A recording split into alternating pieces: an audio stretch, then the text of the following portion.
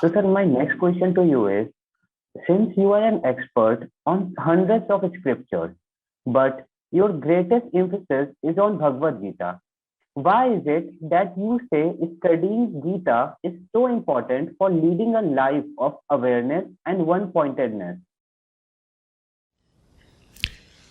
Because of the setting of the Gita.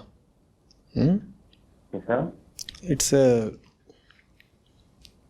real life, practical situation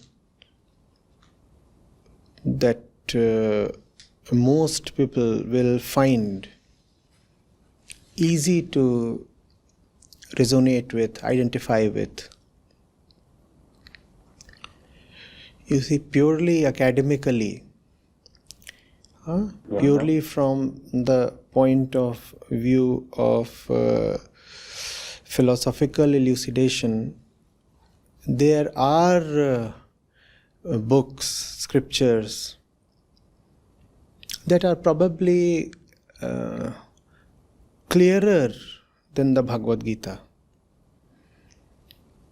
But when it comes to utility,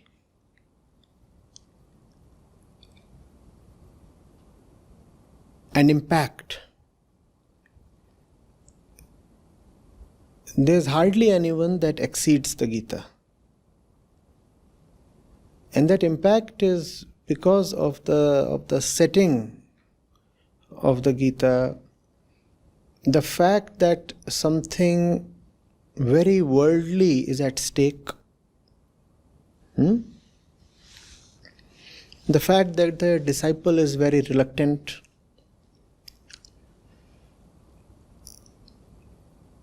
These things make the Gita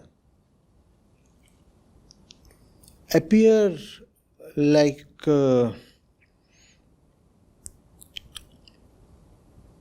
something set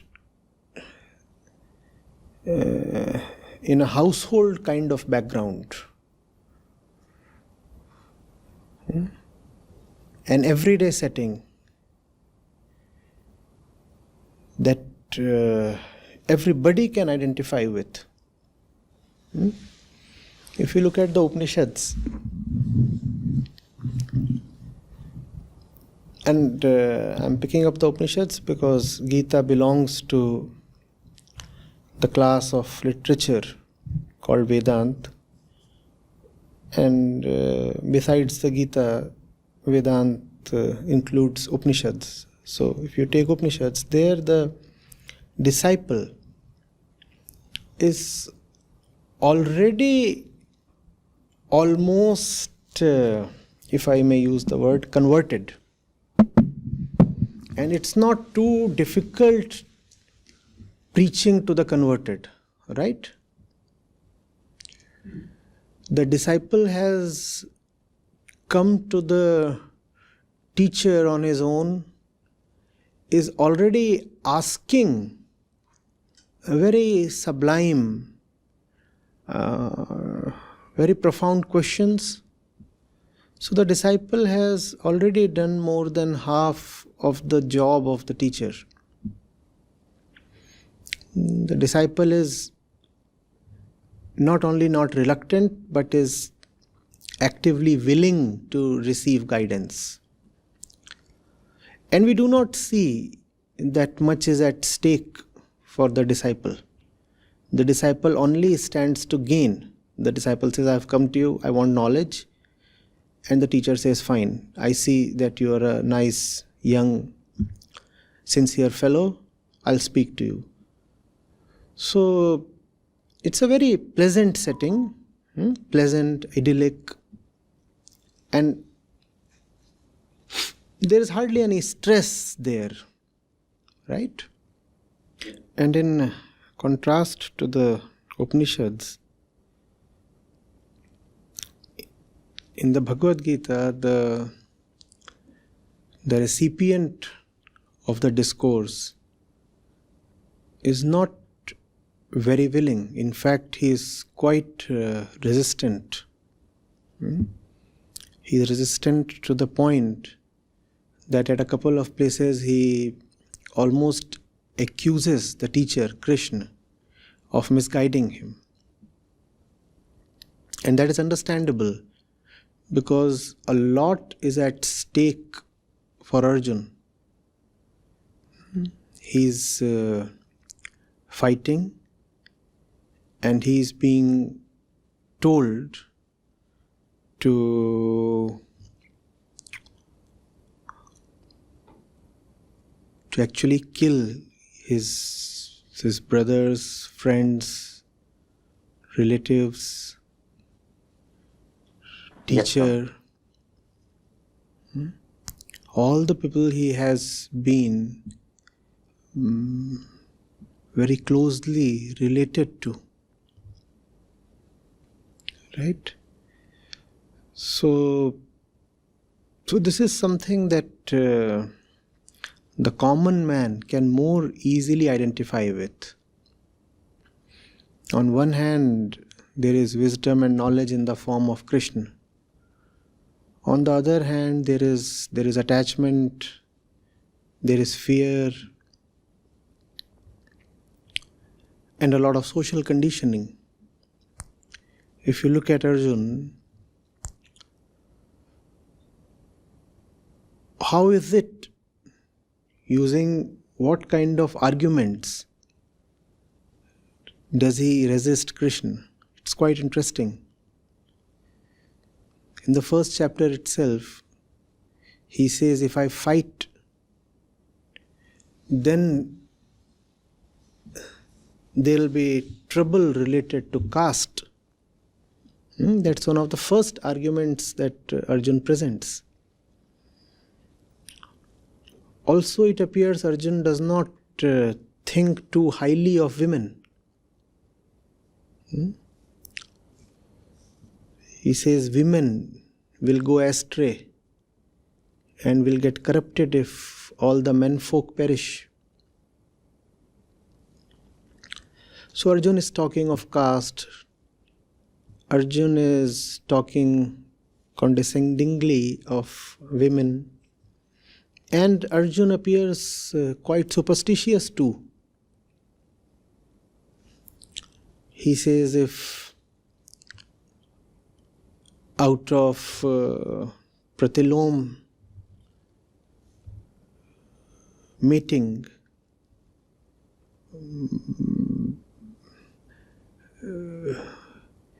you have people being born, then they will not be able to partake in certain rituals that offer peace to the souls of the dead ancestors. Okay, sir. And Krishna has to fight all of this. So, if you see, who is it that Arjun is representing? Arjun is representing the common man not only of those times, but the common man of today actually. The common man who is superstitious. And also another thing that Arjun is quite worried of is reputation. He says, what will happen to me? What will people think of me? So Arjun is the common man who is in knots of familial attachment, who values blood relations a lot, who has a certain attitude towards women, who has a certain attitude towards caste, right? Who is superstitious. So that's the tough nut Krishna is dealing with. Because Arjun represents the common man of today, therefore, all the things that Krishna tells Arjun are applicable to and useful for the common man of today. That's why I say that the Gita is a more useful scripture than the others we have even in Vedanta. Are you getting it? These are Yes, the sir. problems that people face today, right? So the problems Yes, sir. of Arjun, the mindset of Arjun, the situation and the attitude of Arjun is the attitude of today. Arjun is attached. Yes, Who is sir. not? Arjun does not know what to do. And that kind of dilemma is Yes, sir. ubiquitous. Who is not torn between choices? We all are, right? Yes, sir. So we all are Arjuns. Yes, sir. And Arjun has been deeply socially conditioned. Oh, so we all are, Yes, sir. right? Arjun carries a certain attitude towards the various castes and the other gender. So do we all. So the problems that Arjun is representing are problems of this age as well. That's why the solution that Krishna offers in the form of Gita is a solution to this age as well. Getting it? Arjun is not talking of problems that existed then and do not exist today. All the problems that Arjun has are problems of today as well, are they not? So that's the reason why the message of the Gita is so timeless. Right? As long as there is the mind will create distinctions, boundaries, needless separations in the form of caste, in the form of religious denominations, or gender is an all-time thing, we all know. And obviously the first separation is my family versus the rest of the world. So Arjun is thinking of all those things. And even when you talk of your family, there is the core inner family and then the extended family. So on one hand, Arjun has to think of his wife and the way she was ridiculed and humiliated. So he cannot let go of that memory, that scarring memory. On the other hand, he also has fond memories related to Bhishma Pitama, who brought him up, the granddaddy, who would play with Arjun the kid, and Drone, the teacher, and Arjun was a little boy when he was sent to Acharya Drone, and Arjun does not know. Look at him. He has the agonies and sufferings that his brothers went through. Lakshagraha is something he cannot forget. He cannot forget the several years, more than a decade they spent in the forest, and then the year they spent in hiding incognito. He cannot forget all those things. And he cannot forget the injustice he thinks the Kauravas are meting out to him. He cannot forget all those things. And there are memories from the other side as well. And this is the de facto situation of every worldly man, right? Yes, sir. Sometimes on one side there is the wife, on the other side there is the brother. That's a very common situation, is it not? Yes, sir. So, every household has this story, right? The wife versus the brother.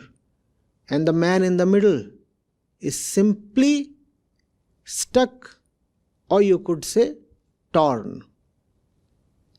Yes, sir. So, if you can understand the situation of Arjun, you will immediately say, oh, that's not his situation, that's my situation. Okay. Not his, but mine. Arjun used to be very angry at Duryodhan and the rest of the Kauravas. And time and again he said, let the battle begin. I'll destroy them in a moment. And that was before the battle actually began. And now that the battle is about to begin, Arjun has cold feet. He tells Krishna, I cannot even lift the Gandiv, the bow. So that's a situation we all experience, right? Don't we? What appears very attractive one moment, very compelling one moment, becomes a horrible thing to do when the moment really comes. And so, even before you go into the solutions that Krishna is offering, you must go into the situation Arjun is in. The more you see your own predicament in Arjun, the more you see your own face in Arjun, the more useful the Bhagavad Gita will be to you. And I'll repeat, Arjun is very relatable. Very relatable. Though the irony has been that people talk of what Sri Krishna says, they do not talk of the one to whom Sri Krishna says all those things.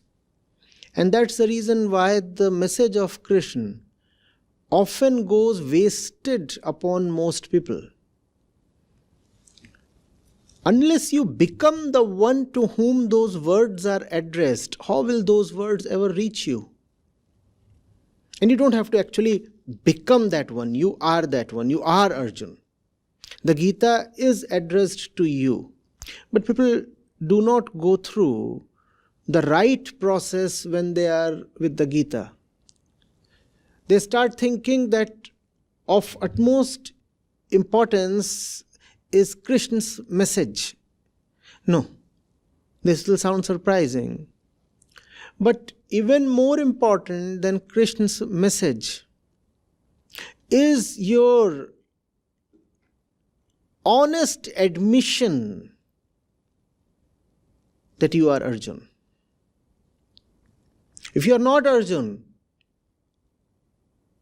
then Krishna might be lobbing gems and diamonds,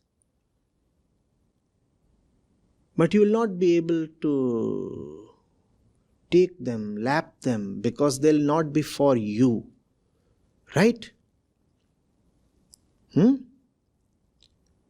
What's of more use to you? A random packet of diamonds?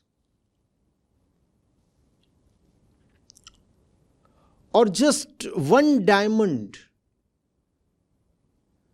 in a packet with your name? Please tell me. Please tell me. What is of more value to you? an entire shop of jewelry, or just one item? Huh? A simple ring or a chain with your name on it. Please tell me.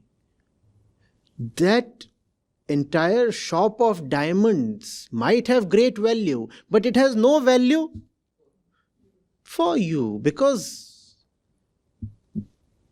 oh, great things. So what? You don't get anything from there. That's the reason why the world has failed Gita. The Gita is there, but you are not Arjun. So the Gita does not come to you.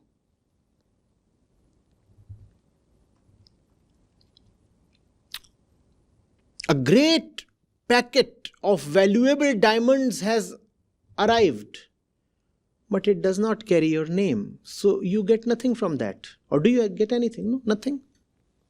First of all, ensure that you are Arjun. Yes, sir. Writing your name is very important. One fellow actually flunked the exams. I'm talking to a student, so this example might be relevant. He wrote a great answer sheet for 3 hours and then submitted it without mentioning his name or roll number. That's what we do to the Gita as well. A great scripture, but without your name, is of no use to you.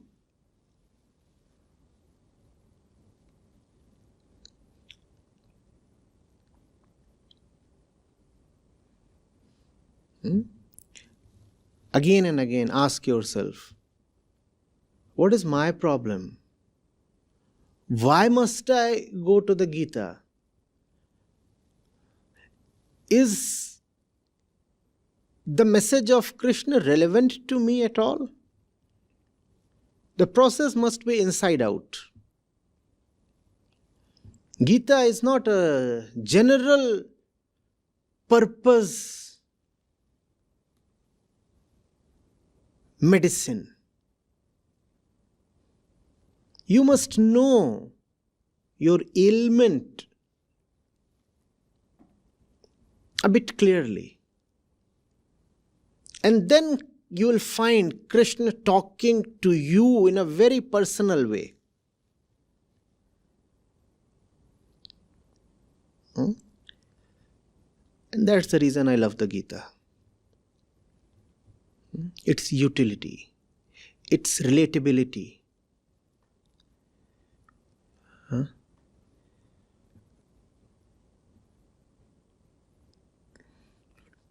Truth coming down to speak to you.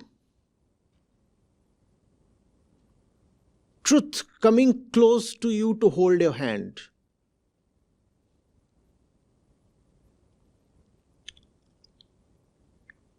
It's another matter that we still manage to evade the truth. But the Gita is such a moving document of the compassion that truth exhibits. The disciple is unwilling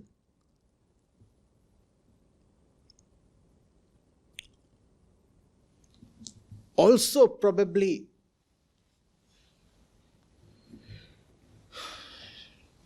not exactly competent. And yet the teacher in his compassion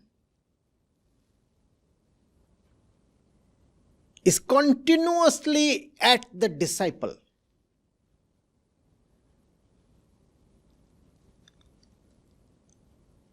Trying this way, that way. And it's a very human thing, when you look at the very effort that Krishna is making. It's a very human thing. Yes, sir. you come across Krishna less as somebody omnipotent and more as somebody experiencing very carnal helplessness. In Gita, there is hardly any omnipotence or extraordinariness displayed by Krishna. No, we don't see that. Instead, several times in each chapter, we see how helpless Krishna is. Yes, sir. We find the greatest arguments falling flat. We find ignorance and attachment defeating the highest words possible to be uttered.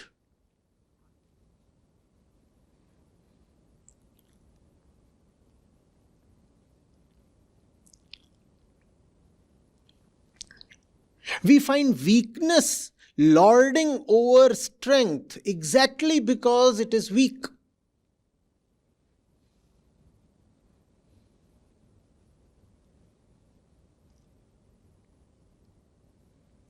Srimad Bhagavad Gita is an epic struggle, and Krishna is the struggler.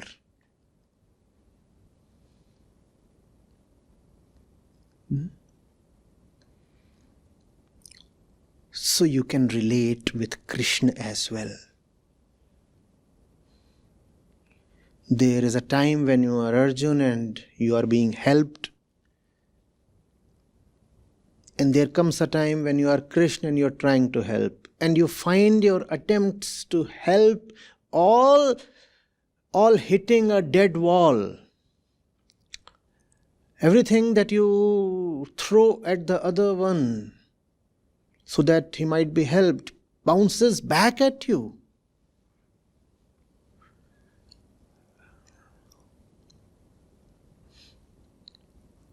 I've often been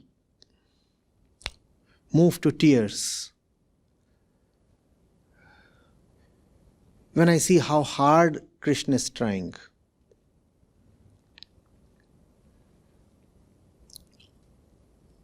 And one feels like asking, why must the right thing be so difficult?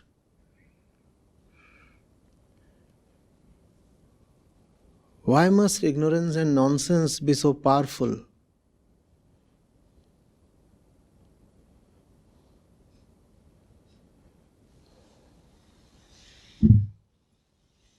How is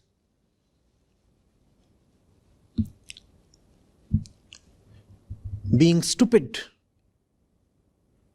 an advantage? And it indeed is in this world. But why must it be so? One feels like questioning the entire order of existence itself.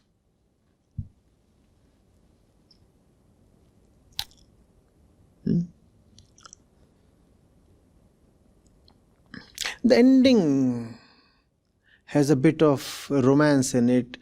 Arjun yields. Krishna succeeds. That's a bit fairy tale-ish. Does not always happen. But that's probably needed. To enhance the utility of the Gita. People anyway don't want to come to knowledge. And if you have a scripture that depicts knowledge failing in a worldly battlefield, then people will have an additional reason to not to come to knowledge. So, Krishna had to succeed and Arjun had to win the war. Though that might not always happen.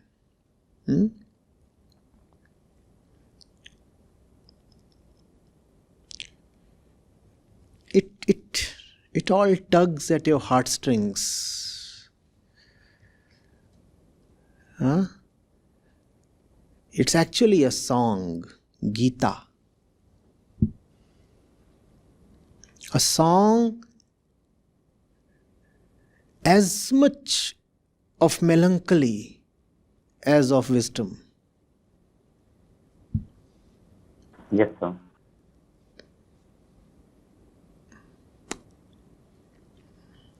I love this song.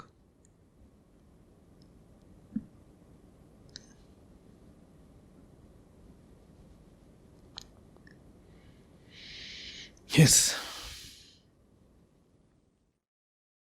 So thank you, sir, for your valuable time for this session. This was all from my end. We are highly obliged to have you here, sir.